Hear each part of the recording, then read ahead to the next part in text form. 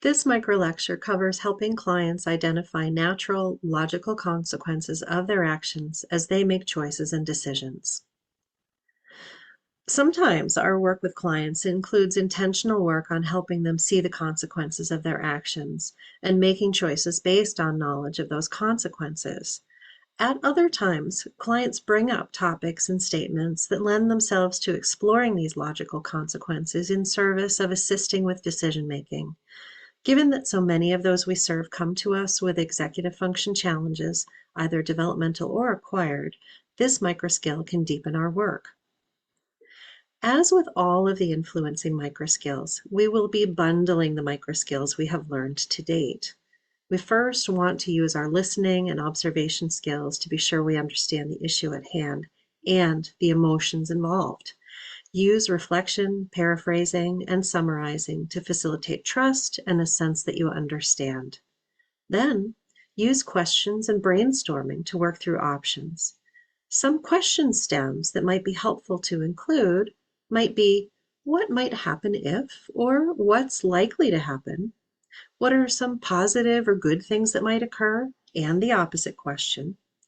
When negative consequences are identified, a question like, is that something you want to happen?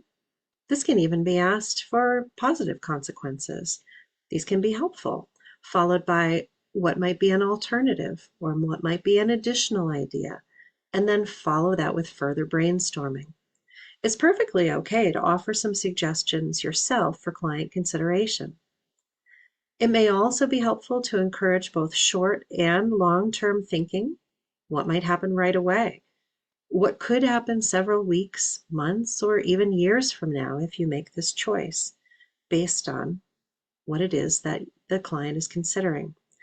You can determine the length of your short and long-term questions based on the developmental and cognitive level of your client, and then summarize the positive and negative consequences discussed. Throughout this process, we want to highlight the client's position of power as the decision maker.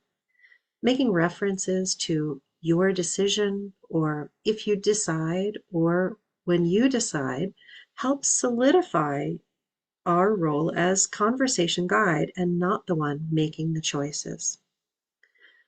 This week, explore helping a client work through the logical consequences of their actions. Bundle your previous microskills, brainstorm, explore positive and negative consequences while always maintaining the focus on the client as the ultimate decider of their actions.